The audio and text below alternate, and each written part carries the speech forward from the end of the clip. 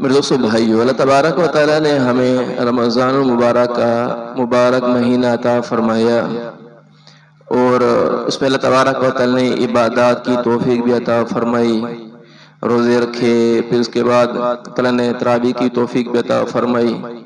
اس کے ساتھ اللہ تبارک و تعالیٰ نے نفلی عبادات، دعائیں جس قدر اللہ تبارک و تعالیٰ نے مقدر فرمایا، اللہ تعالیٰ نے توفیق عطا فرمائی۔ ایک تو اس پر اللہ تبارک و تعالیٰ کا شکر ادا کرنا ہو کہ اللہ تعالیٰ نے احسان فرمایا ہے کہ ہمیں اللہ تعالیٰ نے اس کی توفیق عطا فرمائی۔ اور رمضان المبارک کی جو مہینہ ہے، اس کی خاص برکات ہیں کہ آدمی مسلسل روزے رکھنے کی برکت سے، گناہوں سے دور رہنے کی وجہ سے آدمی کے مزاج میں خیر آنا شروع ہو جاتی ہے۔ رمضان کا جو اس کو عربی میں کہا جاتا ہے، روزے کو صوم کہا جاتا ہے، یا اس کو جمع کے اعتبار سے صیام کہا جاتا ہے، تو اس کا معنی ہوتا ہے رکنا۔ آدمی حرام تو درکنار حلال سے بھی رکا ہوا ہوتا ہے کہ کھانے پینے سے بھی اجتناب کر رہا، اپنی جو جائز حاجت ہے بیوی سے پورا کرنا وہ بھی اس سے بچا ہوتا ہے، اس سے بھی دور ہوتا ہے روزے کی حالت میں۔ تو اس رکنے کی برکت یہ ہوئی کہ آدمی کا مزاج بن جاتا ہے خیر کے کام کی طرف رغبت اور برائی سے اجتناب، کہ رمضان مبارک میں تو رکے رہے، جائز کاموں سے بھی رکے رہے۔ اب اللہ تبارک و تعالیٰ کی طرف سے ہمیں ایک بڑا روزہ مل گیا ہے کہ رمضان مبارک کے بعد جو باقی 11 مہینے ہیں ان میں حرام سے بچنا ہمارے لیے ضروری ہے، کہ رمضان میں تو حلال سے رکے رہے، اب مزاج بن گیا تو اب حرام سے رکنا ہمیں آ جائے کہ ہم گناہ سے بچنے والے ہوں۔ اپنی آنکھ کا استعمال، زبان کا استعمال، کان کا استعمال، ہاتھ پاؤں، پورے جسم کو صحیح کاموں میں استعمال کرنا ہو، اللہ تبارک و تعالیٰ کی فرما برداری والے کاموں میں استعمال کرنا ہو، نافرمانی والے کاموں سے اجتناب کرنا ہو۔ تو یہ جب مزاج بن جاتا ہے تو پھر رمضان مبارک میں ایسا بھی تو ہو سکتا تھا کہ اللہ تبارک و تعالیٰ ہر مہینے میں 3 روزے فرض فرما دیتے ہیں کہ چلو 10 مہینوں میں 30 روزے پورے کر لو، لیکن مسلسل روزے کیوں حکم دیا؟ اس لیے کہ مسلسل آدمی کوئی کام کرتا رہتا ہے، بندے کا مزاج بن جاتا ہے۔ تو پورے مہینے میں 30 دن روزے رکھتے ہیں ہر سال کے اعتبار سے، تو اب مسلسل روزے رکھنے کی برکت یہ ہوتی ہے کہ مزاج بن جاتا ہے، تو آدمی کی خیر کی طرف رغبت زیادہ ہونے لگ جاتی ہے، اور آدمی کو برائی سے بچنا یہ آدمی کا آسان ہو جاتا ہے۔ اس لیے جن عبادات کا رمضان مبارک میں اہتمام رہا تو ان کا مزاج اب بھی بن جائے، اب بھی اس کے اوپر کاربند رہنا ہو۔ ایسا نہ ہو کہ رمضان مبارک میں تو ساری نمازیں اہتمام سے پڑھیں، لیکن اب رمضان مبارک گزر گیا تو اب اللہ تعالیٰ حفاظت فرمائے فرض نمازیں ہی چھوڑی جا رہی ہیں، ایسا صحیح نہیں ہے، اللہ تعالیٰ کی نافرمانی ہے۔ تو کچھ کام ایسے ہیں جو رمضان مبارک میں اگر ان کا اہتمام کر لیا جائے تو انشاءاللہ امید اللہ تعالیٰ کی ذات سے کہ رمضان مبارک کے بعد بھی آدمی کے اندر خیر جو ہے وہ پیدا رہے گی انشاءاللہ، اور خیر سے جو ہے آدمی دور نہیں ہوگا، اور شر سے آدمی دور رہے گا۔ ان 10 باتوں کے اہتمام سے انشاءاللہ آدمی کو بڑا فائدہ حاصل ہوگا کہ رمضان مبارک میں جیسے مزاج رہا کہ اللہ تبارک و تعالیٰ نے عبادات میں کوشش کی، اللہ تبارک و تعالیٰ سے مدد مانگتے رہے، تو رمضان مبارک کے بعد بھی اللہ تبارک و تعالیٰ سے مدد مانگے۔ جب بھی کوئی چیز ضرورت پڑے اللہ تبارک و تعالیٰ سے مدد مانگے، پریشانی آئے تو اللہ سے مدد مانگنا ہو، جتنے بھی اور بھی گھر کی ضروریات ہیں، زندگی کی ضروریات ہیں، جتنی بھی ضروریات ہیں اس میں اللہ تبارک و تعالیٰ سے مانگنا۔ اور اللہ تبارک و تعالیٰ سے مانگنے میں وہ طریقہ اختیار کیا جو اللہ کے نبی صلی اللہ علیہ وسلم نے اختیار کیا۔ اس کے لیے کچھ دعائیں بھی ہیں کہ جیسے کہ ربنا لا تزغ قلوبنا بعد اذ هديتنا وهب لنا من لدنك رحمة انك انت الوهاب۔ اے اللہ آپ نے ہمیں ہدایت عطا فرما دی، تو اب ہمیں ہدایت عطا فرمانے کے بعد ہمارے دلوں کو ادھر سے موڑ نہ دیجیے گا۔ وَهَبْ لَنَا مِن لَّدُنكَ رَحْمَةً إِنَّكَ أَنتَ الْوَهَّابُ، آپ اپنی طرف سے ہمیں رحمت عطا فرما دیجیے کیونکہ آپ تو بہت زیادہ عطا فرمانے والے۔ اس دعا کا بھی اہتمام۔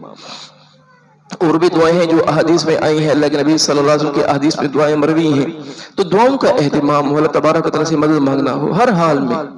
کوئی پریشانی بھی آئے توجہ اللہ کی طرف اٹھے کہ میرا اللہ ہی ہے جو پریشانی کو دور کر سکتا ہے، میرا اللہ ہی ہے جو ان کاموں میں میری مدد کر سکتا ہے۔ یقین جانیے دنیا کے جتنے بھی لوگ ہیں جن سے آدمی توقعات وابستہ کرتا ہے، ایک نہ ایک دن یوں ہوتا ہے کہ وہ چھوڑ جاتے ہیں، لیکن اللہ تبارک و تعالیٰ سے جب آدمی امیدیں وابستہ کرتا ہے، اللہ تبارک و تعالیٰ کسی کی امید نہیں توڑتے، تو وہ سب سے زیادہ محبت کرنے والے ہیں اللہ تبارک و تعالیٰ۔ دنیا کی محبتیں جتنی بھی ہیں وہ عارضی ہیں، جس حتیٰ کہ بیوی بچوں کی محبت، ماں باپ کی محبت، حتیٰ کہ جو دوست قریبی ہیں ان سب کی دوست جتنی محبت بھی ہے وہ بھی ساری کے سارے ایک دن آدمی سے زائل ہو جاتی ہے، لیکن اللہ کی محبت ایسی ہے جو کبھی زائل نہیں ہوتی۔ تو جب انسان مر جاتا ہے، مر جانے کے بعد، فوت ہونے کے بعد، یعنی اس کے ساتھ اب والدین جو ہے وہ مثال کے طور پر اس سے دور ہو گئے ہیں، ان کی توجہات بعض دفعہ ہٹ جاتی ہیں، لیکن اللہ تبارک و تعالیٰ کی محبت بندے کے ساتھ ہوتی ہے، حتیٰ کہ اللہ تبارک و تعالیٰ اپنے فضل سے جنت عطا فرماتے ہیں۔ یہ اللہ کا فضل، اللہ کی محبت کی علامت ہے نا۔ تو اس لیے اللہ تبارک و تعالیٰ سے مدد مانگنا ہو، کسی حال میں بھی اللہ تبارک و تعالیٰ سے روگردانی نہ ہو، تاکہ احکامات سے روگردانی نہ ہو۔ اور دوسری چیز، قرآن پاک سے تعلق جیسے رمضان مبارک میں بنا رہا، تو اب رمضان مبارک کے بعد بھی قرآن سے تعلق جڑا رہے۔ رمضان مبارک میں تو ماشاءاللہ کئی لوگ ایسے ہوتے ہیں کہ جو ہر روز کے اعتبار سے، ایسے لوگ بھی گزرے ہیں جو پورا قرآن پاک ہر روز کے اعتبار سے دن میں بھی، رات کو بھی ختم کرنا، پورا قرآن پاک ختم کرنا، ایسے روز گزرے۔ امام ابو حنیفہ رحمۃ اللہ، امام شافعی رحمہ اللہ تعالیٰ، ان حضرات کے بارے میں سنا کہ ہر روز کے اعتبار سے جو ہے وہ قرآن پاک دن میں بھی ختم ہو رہا، رات میں بھی ہو رہا۔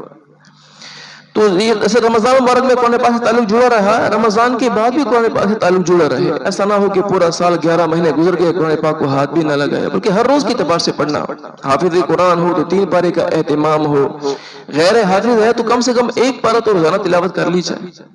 تو ورنہ کوئی آدمی یہ نہ سوچے کہ اگر آج میرے پاس وقت نہیں ہے، میں پورا 1 پارہ نہیں پڑھ سکتا ہوں، اس کو چاہیے کہ وہ آدھا پارہ پڑھ سکتے ہو، آدھا پارہ پڑھ لے، کوئی بات نہیں۔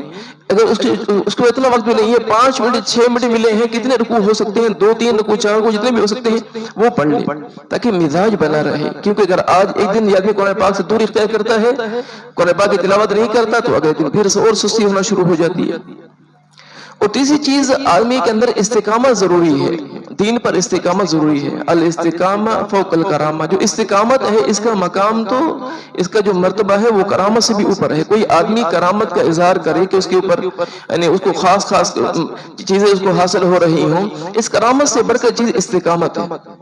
تو دین میں ثابت قدمی ضروری ہے۔ ایسا نہ ہو کہ آج تو اس کا مزاج یہ ہوا، آج کے دن میں کہ فرض نمازیں بھی پڑھی، نوافل کا اہتمام بھی کیا، تہجد بھی پڑھ رہا، چاشت بھی پڑھ رہا، اشراق بھی پڑھ رہا، وبین بھی پڑھ رہا، اور اگلے دن ایک فرض نماز بھی نہ پڑھی، تو یہ صحیح نہیں، بلکہ استقامت ہو عمل کے اوپر۔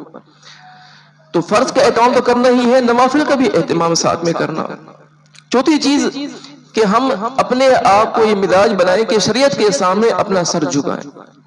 جہاں شریعت کا حکم آ جائے اور اس کے مقابل ہمارے اپنے مزاج کی بات آ جائے، اپنے مزاج کو قربان کریں، شریعت کو قربان نہ کریں۔ اللہ تعالیٰ حفاظت فرمائے، ہمارے ممبروں سے اب کوئی بات بیان ہوتی ہے شریعت کے مطابق تو بعض دفعہ لوگوں کو ناگواری شروع ہو جاتی ہے۔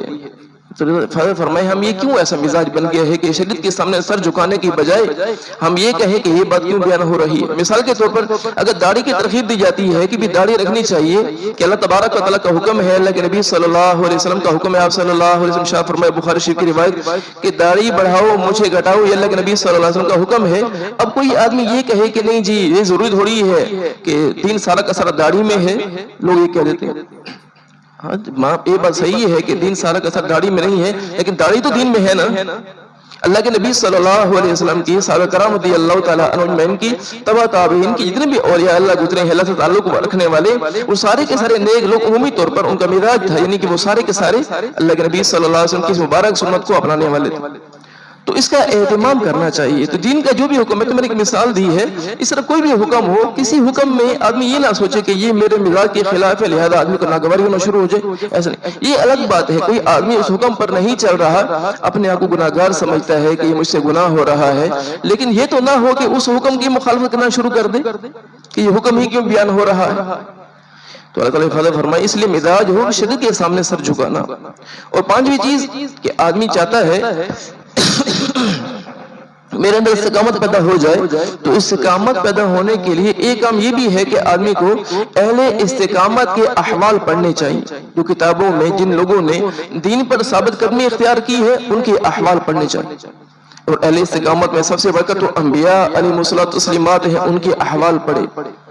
اور جو صحابہ کرام رضی اللہ تعالیٰ عنہ مجمعین ہیں ان کے احوال پڑھے، اولیاء اللہ ان کے احوال پڑھے، کہ ان احوال سے کیا ہوگا کہ مزاج میں استقامت آئے۔ قصص النبیین نام سے کتاب ہے، اس کو پڑھیں، آپ کو معلوم ہو کہ انبیاء کتنا ثابت قدم تھے، حتیٰ کہ وقت کے بادشاہ ان کو قتل کرنے کے درپے ہوئے لیکن انبیاء نے استقامت نہیں چھوڑی۔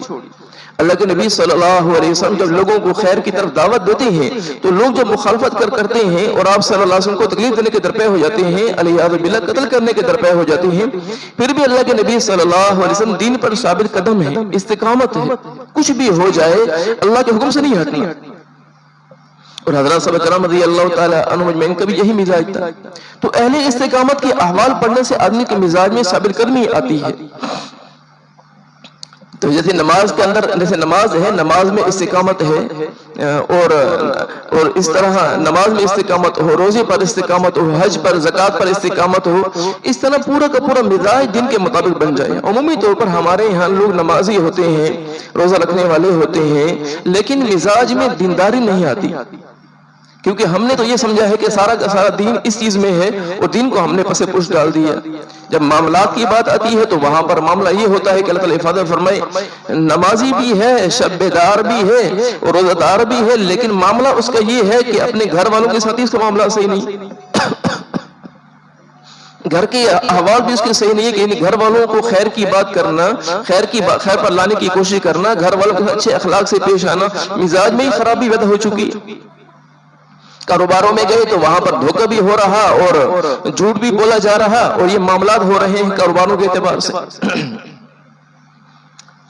تو استقامت ضروری ہے کہ یہ نہ ہو کہ صرف نماز پڑھی ہے اور باقی احوال سے بے خبر۔ اس کا مطلب یہ نہیں ہے کہ کوئی آدمی یہ سوچے، اللہ حفاظت فرمائے، شیطان الٹی پٹی پڑھا دیتا بندے کو کہ دیکھ تیرے تو نماز پڑھتا ہے، روزہ رکھتا ہے، تو نے گاڑی رکھی ہے لیکن تیرے معاملات صحیح نہیں ہے، تیری گاڑی کا کیا فائدہ، تیری نماز کیا فائدہ، نماز چھوڑ دی۔ یہ مطلب نہیں ہے، بلکہ ان اعمال پر استقامت بھی ہو اور ان اعمال کو ٹھیک کرنے کی کوشش ہو، معاملات کو درست کرنے کی کوشش کرنی چاہیے۔ کبھی بھی ابلیس لعین جو ہے آپ کو خیر کی طرف جو ہے لے کر نہیں جائے گا، وہ تو آپ کو نیک لوگوں کی برائیاں دکھائے گا، نیکیوں کی برائیاں دکھائے گا۔ اللہ تعالیٰ حفاظت فرمائے۔ تو اہل استقامت کے احوال پڑھنا ہو، اسلامی احکامات کی جو کتابیں ہیں ان کو پڑھنا ہو کہ اللہ تبارک و تعالیٰ نے جو احکامات نازل فرمائے ہیں ان کی کتابیں ہیں، قرآن پاک ہے، آپ قرآن پاک پڑھیں۔ تو اس میں جو وعظ و نصیحت ہے قرآن پاک کے اندر، انبیاء علیہ السلام کے واقعات جو ہیں وہ پڑھنا، اس طرح قیامت کے احوال، جہنم کے احوال، وہ سمجھنا آسان ہے۔ احکامات ہیں وہ کسی سے سیکھیں، تو احکامات کی کتابیں پڑھنا ہو تو آدمی اپنے گھر کے اندر کوئی کتاب ایسی خیر والی ضرور رکھے جس کے اندر آدمی کسی وقت میں آدمی تھوڑا تھوڑا پڑھتا رہے۔ تو اسلامی احکامات کی کتابیں یہ بھی پڑھنے کا مزاج بن جائے۔ اور ساتویں چیز نفلی عبادات کا اہتمام کرنا چاہیے۔ حدیث پاک میں آتا ہے جب ایک آدمی قیامت کے اللہ تعالیٰ کے سامنے حاضر ہو، اور حاضر ہو تو پھر اس وقت میں ایک آدمی کے فرائض میں کچھ کمی رہ گئی تو اللہ تبارک و تعالیٰ نوافل کو فرمائیں گے کہ اس کے نوافل دیکھو، اس کے نفل عبادات کو دیکھو۔ اگر اس کے بعد نفل عبادات ہیں تو ان نفل عبادات سے اس کی فرائض کی کمی کو پورا کیا جائے۔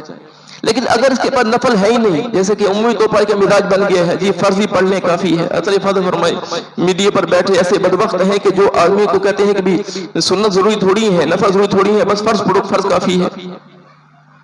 تو کہ اللہ کے نبی صلی اللہ علیہ وسلم نے یہ جو اعمال کیے ہیں یہ ہماری نظر میں فضول ہے، علیہ باللہ۔ تو اللہ کے نبی صلی اللہ علیہ وسلم کے ہر عمل کے اندر خیر ہی خیر تھی۔ حضرات صحابہ کرام رضی اللہ تعالی عنہم اجمعین تو سنت کو اس لیے اختیار کرتے تھے کہ اللہ کے نبی صلی اللہ علیہ وسلم کی سنت ہے، اور ہم چھوڑ دیتے ہیں کہ کوئی بات نہیں، سنت ہی تو ہے۔ ہماری نظر میں سنت کی قدر و قیمت اس درجے کی ہے کہ ہم کہہ دیتے ہیں کہ سنت ہی تو ہے، کیا ہوا چھوڑ دیا تو۔ بلکہ ہم اس سوچ کی وجہ سے ہم رکھیں کہ اللہ کی سنت کو اپنائیں کہ اللہ کے نبی صلی اللہ علیہ وسلم اس عمل کو کیے ہیں، لہٰذا ہم عمل کرنے والے بنیں۔ تو اللہ کے نبی صلی اللہ علیہ وسلم تو کاربند رہنے والے ہیں۔ نماز کے بعد کی جو سنتیں ہیں تو لوگ پوچھتے ہیں آ کر بھی عشاء سے پہلے 4 سنت ہیں، عصر سے پہلے 4 سنت ہیں، یہ موقدہ ہیں غیر موقدہ ہیں، چھوڑ دیں تو کوئی حرج تو نہیں۔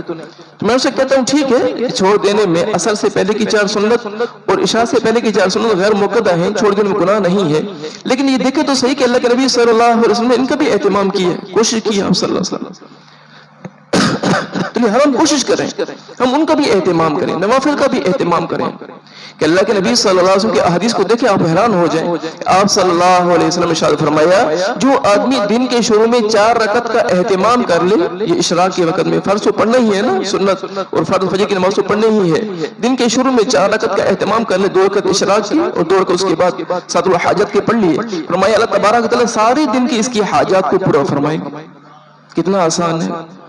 جو 2 رکعت کم سے کم, یہ چاش کی جو رکعتیں ہیں, چاش کی 2 رکعتیں ان کو جو آدمی پڑھ لے تو اللہ تبارک و تعالیٰ اس کے رزق میں اللہ تبارک و تعالیٰ وسعت عطا فرما دیں گے. مغرب کی بعد کی 6 رکعت اوابین جو ہیں جو ان کا اہتمام کر لے 12 سال کی عبادت کا ثواب ہے. تہجد کی نماز پڑھنا کوئی آدمی صالح اس وقت تک نہیں بن سکتا جب تک اس کا مزاج تہجد کا نام بن جائے, کہ جتنی بھی صلحاء گزرے ہیں ان سب کا تہجد کا مزاج تھا. تو رات کو اگر آپ سوچتے ہیں کہ صبح کے وقت میری آنکھ جلدی نہیں کھلتی ہے, آپ رات کو سونے سے پہلے 2 رکعت فرض نماز آپ پڑھ چکے ہیں, 2 رکعت اس نیت سے پڑھ لیں آپ 2 رکعت نفل کہ میں تہجد کی پڑھ رہا ہوں, انشاءاللہ ایسا ایسا مزاج بن جائے گا, پھر صبح اٹھنے کی بھی توفیق ہو جائے. تو اس کا اہتمام کرنا ہو نوافل کا, اس کا مزاج بنانا چاہیے. اور 8ویں چیز کہ دینی مجالس میں, اصلاحی مجالس میں شرکت ہو. ہم خیر کی بات وہ دینی مجالس میں مل جاتی ہے. جمعہ کے دن ہم امید پر دیکھتے ہیں اللہ تعالیٰ حفاظت فرمائے اکثر لوگ ایسا کرتے ہیں کہ وہ بالکل آخر میں عین وقت پہ جب ٹائم پورا ہو چکا ہوتا ہے اس وقت میں تشریف لاتے ہیں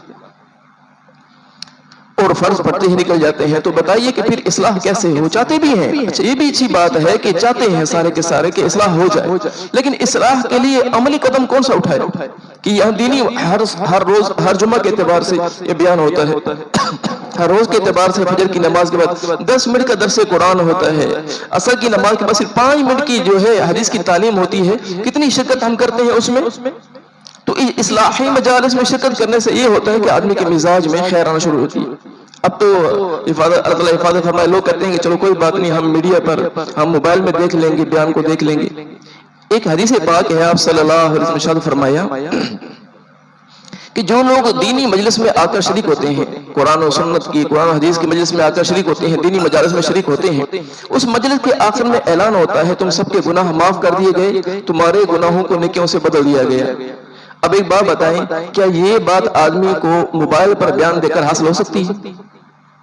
یہ تو دینی مجلس کے بارے میں نا, کہ دینی مجلس کے آخر میں اعلان ہوتا ہے, کیا وہاں پر یہ موبائل میں دیکھ کر یہ حاصل ہو سکتی ہے بات؟ یہ نہیں حاصل.